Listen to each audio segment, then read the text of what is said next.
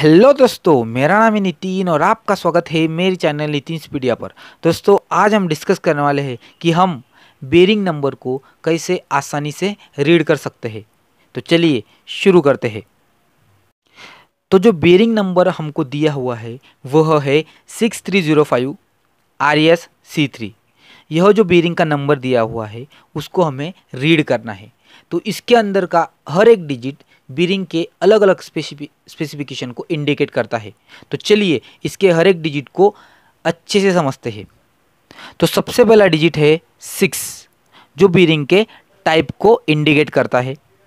तो यहाँ पे जो भी डिजिट दिया हुआ रहता है वह बेरिंग कौन से टाइप की है वह हमको बताएगा। जैसे यहाँ पर 6 है तो यह बेरिंग है डीप ग्रूव बॉल बेरिंग। अगर यहाँ पे 7 होता तो वह होती एंगुलर कॉन्टैक्ट बेरिंग। अगर 5 होता तो वह होती थ्रस्ट बेरिंग। इस तरह से पहला डिजिट से ही आप बेरिंग के टाइप को पहचान सकते हो। मतलब अलग अलग बेरिंग के अलग अलग नंबर होते हैं।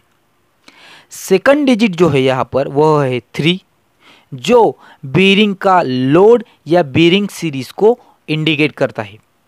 मतलब जो बेरिंग हमारे पास है वह कितना लोड सस्टेन कर सकती है वह यह बेरिंग नंबर जो है, यह डिजिट जो है वह इंडिकेट करता है। तो अगर यहाँ पर 3 ना होके 0 होता तो यह bearing extra light load sustain कर पाती। 1 होता तो यह extra light thrust load sustain कर पाती। अगर 2 होता तो लाइट लोड, 3 होता तो मीडियम, और अगर 4th होता तो हेवी लोड सस्टेन कर पाती।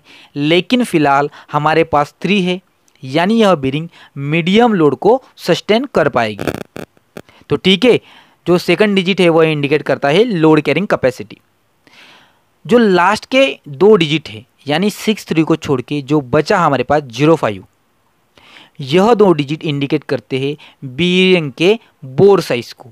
यानी यह जो बेरिंग है इसके इंटरनल डायमीटर या इनर डायमीटर को यह 2 डिजिट इंडिकेट करते हैं। तो अगर मान लीजिए आपके पास यहाँ 05 ना होके 00 होता तो यहाँ का जो इनर डायमीटर है वह होता 10 mm। अब जो भी वैल्यू मैं आपको बता रहा हूँ वह जो साइंटिस्ट है उन्होंने स्टैंडर्ड वैल्यू इसकी फाइंड आउट की हुई है, जो हमको याद रखनी है। अगर यहाँ पे 05 ना होके 01 होता तो जो इनर डायमीटर है वह 12 mm का होता। अगर 02 होता तो 15 mm का, 03 होता तो 17 mm का। एंड अगर सपोज 04, 05 या अप टू समथिंग होता तो आपको इनको याद रखने की कोई भी ज़रूरत नहीं है। आपको सिंपली 03 तक याद रखने हैं। उसके बाद जो भी नंबर यहाँ पे आएगा, मतलब 04, 05, 10 आया, 20 आया, तो आपको उस डिजिट को 5 से मल्टीप्लाई कर देना है। तो यहाँ पर 05 है तो आपको सिंपली 05 को 5 से मल्टीप्लाई कर देना है।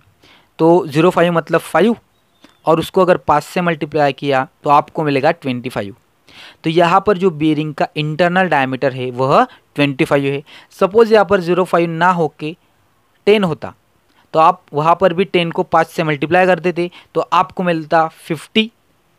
तो यहाँ पे जो इंटरनल डायमीटर है वह मिलता आपको 50 mm। तो इस तरह से लास्ट के 2 डिजिट को आप 5 से मल्टीप्लाई करके जो इंटरनल डायमीटर है वह निकाल सकते हो। जो नेक्स्ट हमको दिया हुआ है वह है RS। तो यह लेटर्स डिनोट करते हैं, इंडिकेट करते हैं बेरिंग सील्स को या बेरिंग शील्ड को।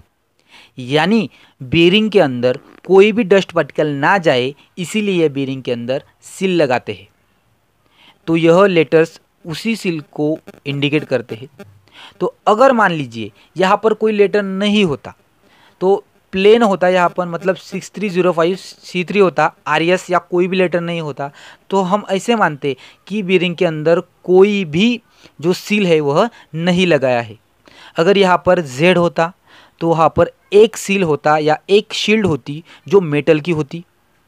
अगर यहाँ पे 2Z होता तो 2 शील्ड होती जो मेटल की होती। अब यहाँ पर RS है, यानी यहाँ पर एक सील है जो रबर की बनी हुई है।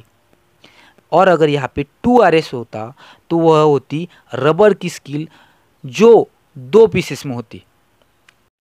और लास्ट में है C3 जो इंडिकेट करता है इंटरनल क्लियरेंस को। मतलब इस बॉल एंड आउटर रिंग में एंड इस बॉल एंड इनर रिंग में जो क्लियरेंस है, जिसकी वजह से यह बॉल थोड़ी ऊपर नीचे हो सकती है, उसको शो करती है, जिसको C2, C3 या C4 से शो करते हैं।